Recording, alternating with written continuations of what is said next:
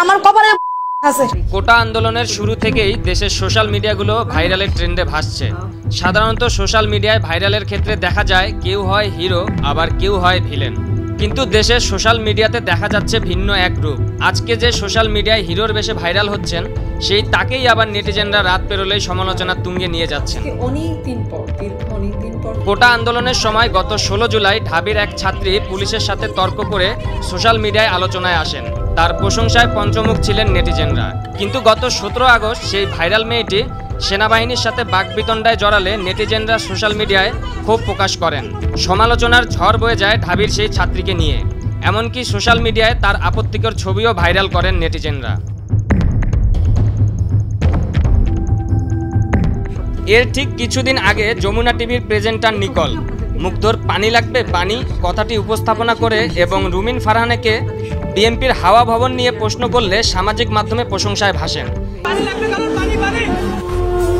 কিন্তু এরপরেই ঘটে বিপত্তি। লাউ কদুর পার্থক্য কি শিরোনামে রাজনীতি বিষয়ক অনুষ্ঠানে ঢাবি সমন্বয়ক হাসনাতকে লুঙ্গি ডান্স নিয়ে প্রশ্ন করার পর নেটিজেনরা তুলোধুনো করেন এই উপস্থাপিকাকে। অভিনেতা ও ইউটিউবার সালমান মুক্তাদির সোশ্যাল মিডিয়ায় সবসময় আলোচনা ও সমালোচনার মধ্যেই থাকতেন। 2 সন্তানের মা দিশা ইসলামকে বিয়ের পর সোশ্যাল মিডিয়ায় প্রশংসা কুড়াতে শুরু করেন আলোচিত এই ইউটিউবার। সম্প্রতি দেশের কোটা আন্দোলনে প্রথম থেকেই ছাত্রদের পাশে ছিলেন সালমান মুক্তাদির। বর্তমানে প্রশংসায় ভাসছেন তিনিও। সম্প্রতি 15 আগস্ট শেখ মুজিবুর রহমানের মৃত্যুবার্ষিকী ঘিরে নানান ঘটনা ঘটে। সেদিন আব্দুল কুদ্দুস মাখন নামের এক ব্যক্তিকে পোশাক খুলে হেনস্থা করে জনতা। এই কর্মকাণ্ডে যারা জড়িত তাদের বিরুদ্ধে ক্ষোভ প্রকাশ করেন নেটিজেনরা।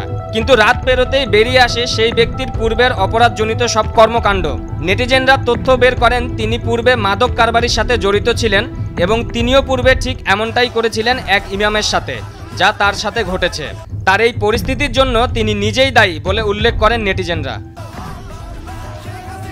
এছাড়া সামাজিক যোগাযোগ মাধ্যমে আলোচনায় আসেন সাবেক স্বরাষ্ট্র প্রতিমন্ত্রী লুৎফুজ্জামান বাবর। 2004 সালে ধরা পড়া 10 ট্রাক অস্ত্রের মামলায় বিএনপির সাবেক স্বরাষ্ট্র প্রতিমন্ত্রী বাবরকে মৃত্যুদণ্ড দেয় আদালত।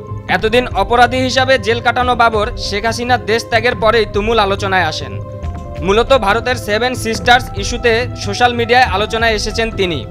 এমনকি তাকে পুনরায় স্বরাষ্ট্রমন্ত্রী হিসেবে ফিরে পেতে সোশ্যাল মিডিয়ায় ঝড় তুলছেন নেটিজেনরা। সোশ্যাল মিডিয়ায় ভাইরাল হওয়ার ট্রেন্ডে প্রতিনিয়তই কাউকে না কাউকে দেখা যাচ্ছে। তবে সে হাইপ বেশিক্ষণ ধরে রাখতে পারছেন না অনেকেই। এরই মাঝে কারা কারা নিজের অবস্থান ধরে রাখতে পারবেন সেটি এখন দেখার বিষয়। পারভেজ মোশাররফ দ্বীপ, ভোরের কাগজ।